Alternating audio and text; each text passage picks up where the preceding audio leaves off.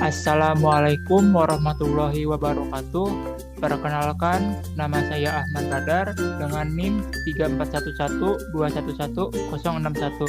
Di sini saya akan mempresentasikan tugas praktikum organisasi dan arsitektur komputer, yaitu penjelasan tentang teknologi dan komponen komputer.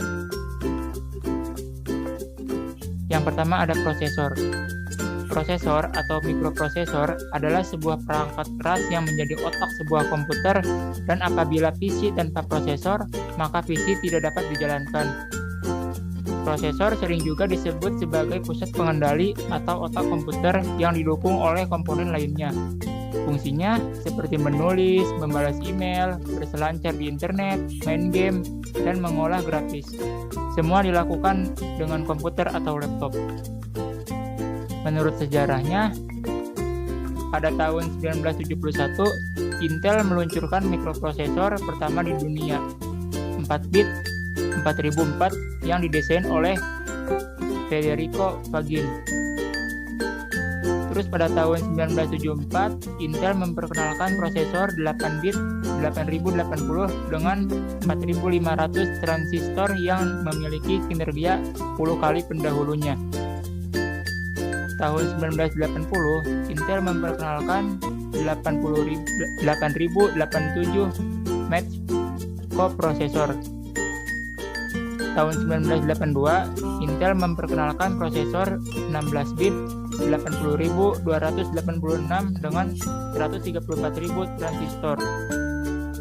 Selanjutnya pada tahun 1985, Intel mengeluarkan prosesor 80386, sebuah chip 32 bit dengan 275.000 transistor dan kemampuan menjalankan berbagai macam program sekaligus. Pada tahun 1998, Intel memperkenalkan prosesor Celeron. Pada tahun 2004, AMD mendemonstrasikan X86 dual-core prosesor chip. 2005, Intel menjual prosesor dual-core pertamanya. Pada tahun 2006, Intel memperkenalkan prosesor Core Duo. Yang terakhir, 2007, Intel memperkenalkan prosesor Core 2 Quad. Yang kedua ada VGA atau Video Graphics Array, sebuah perangkat keras yang melakukan rendering atau pemrosesan output berupa visual yang ditampilkan pada layar monitor. Istilah VGA juga sering digunakan untuk mengacu kepada resolusi layar yang berukuran 640 x 480 piksel. Kartu grafis VGA digunakan untuk menerjemahkan keluaran dari sebuah komputer atau tampilan ke monitor. Yang ketiga ada storage. Storage adalah sebuah perangkat digital yang berfungsi untuk menyimpan berbagai macam data digital yang dapat disimpan dalam kurun waktu yang tidak menentu, tergantung usia dan perawatan dari perangkat storage itu sendiri.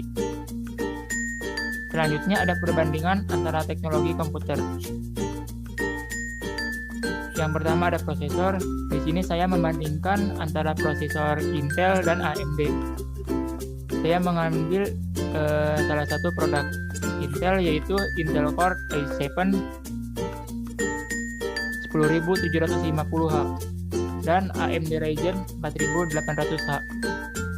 Untuk Intel Core i7 10750H, dari segi performanya itu frekuensi 2,60 GHz, Core 6, Turbo 1 inti 5,00 GHz, Turbo semua core 3,20 GHz.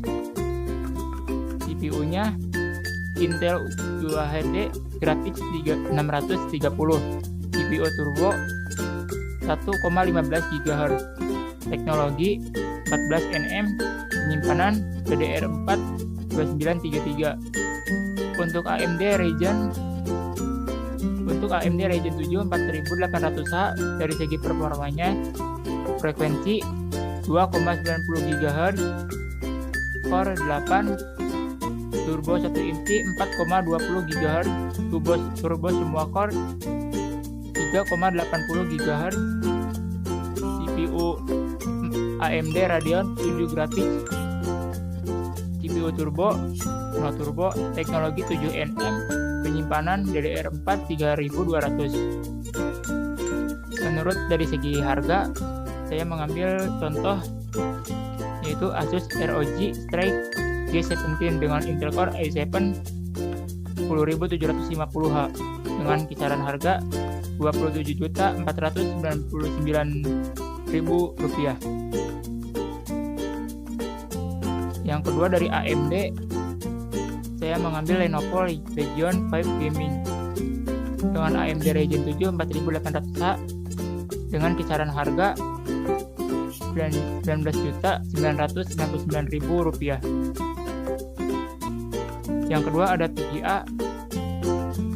Di sini ada VGA GeForce GTX 1080. Kelebihannya yaitu untuk rendering video, yaitu hasil render dengan VGA Nvidia tidak kalah dengan VGA lainnya dengan durasi waktu render yang relatif lebih singkat saat menggunakan VGA Nvidia daripada vendor lainnya. Yang kelebihan kedua, teknologi fisik Nvidia. Kerjasama dengan vendor game ternama langsung seperti Rockstar Inc. Dengan cerdasnya, mereka memanfaatkan teknologi fisik Nvidia sehingga game yang di awal ketika dijalankan akan menampilkan logo Nvidia. Tentu grafis game akan lebih halus ketika dimainkan dengan VGA Nvidia dibandingkan saat dimainkan di VGA yang berbeda. Yang perbandingan selanjutnya itu AMD Radeon RX 480. Kelebihannya lebih cocok untuk multimedia. AMD Radeon dibekali fitur UPD atau Unified Video Decoder yang dapat menampilkan video dengan resolusi sangat tinggi. Fitur ini tidak dimiliki oleh Nvidia. Kekurangannya tidak cocok untuk gaming. Terus yang perbandingan terakhir ada SSD dan juga HDD. Perbedaan dari segi cara kerja, ibarat kata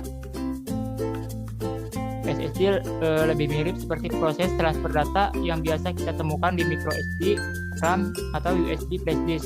Sedangkan cara kerja HDD lebih menyerupai floppy disk atau disket. Yang kedua, kecepatan baca dan tulis data. SSD lebih bisa diandalkan karena mampu unggul hingga 8 kali lipat dari kecepatan baca dan tulis yang dimiliki HDD.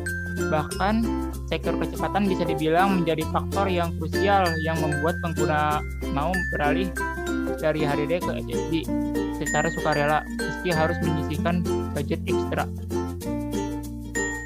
Yang ketiga, ada perbedaan ukuran dan bentuk. Perbedaan berikutnya bisa dilihat dari segi ukuran dan bentuk, di mana HDD dimensi lebih besar dari SSD. Jadi, bagi Anda yang memiliki media penyimpanan ringkas sekaligus berperforma tinggi, SSD bisa menjadi jawaban yang tepat untuk mengakomodir kebutuhan Anda. Yang keempat, ada komponen. Dari segi komponen, berbeda dengan hard disk yang di dalamnya terdiri dari motor penggerak serta piringan cakram yang berputar ketika digunakan. SSD hanya terdiri dari microchip, integrated circuit, serta sejumlah komponen elektronik seperti kapasitor sebagai penyimpanan arus dan tegangan. Yang kelima, dari segi fragmentasi. Fragmentasi merupakan suatu istilah yang digunakan untuk menyebut suatu ruang kosong di dalam media penyimpanan yang ditimbulkan akibat adanya penghapusan atau perubahan data. Pada awalnya, proses pengisian file di dalam hard disk sendiri otomatis akan tersusun rapi dan saling berurutan. Namun seiring berjalannya waktu, susunan file tersebut akan menjadi berantakan akibat adanya perubahan. Dan jika kondisi di atas terus terjadi, akibatnya kinerja HDD akan lebih menurun. Hal tersebut tidak akan pernah terjadi di SSD karena seluruh data sudah disimpan ke dalam chip flash. Kemudian dari segi harga, karena masih tergolong sebagai teknologi baru, SSD memiliki bandrol harga yang lebih mahal dibandingkan dengan HDD. Perbedaan harga antara SSD dan HDD ini bahkan relatif jauh, di mana untuk harga SSD berkapasitas 250 GB bisa setara dengan harga HDD dengan kapasitas sebesar 1 TB. Yang terakhir, dari efek yang ditimbulkan, perbedaan dari segi penerapan teknologi otomatis memberikan efek eksternal berbeda antara SSD dan HDD. Para pengguna PC maupun laptop yang bertenaga HDD tentu sudah sangat familiar dengan suara berisik yang ditimbulkan dari komponen mekanik. Sementara laptop yang sudah menggunakan teknologi SSD jauh lebih pelan dan tidak cepat panas karena tidak ada komponen yang bergerak.